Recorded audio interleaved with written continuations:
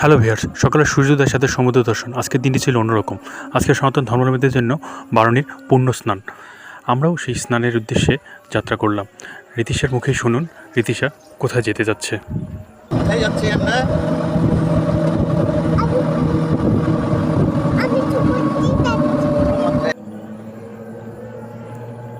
সমুদ্রের নোনা জল শুধু আপনার মনকেই শান্ত করবে না, এর কিছু রয়েছে স্বাস্থ্যকর টিপসও।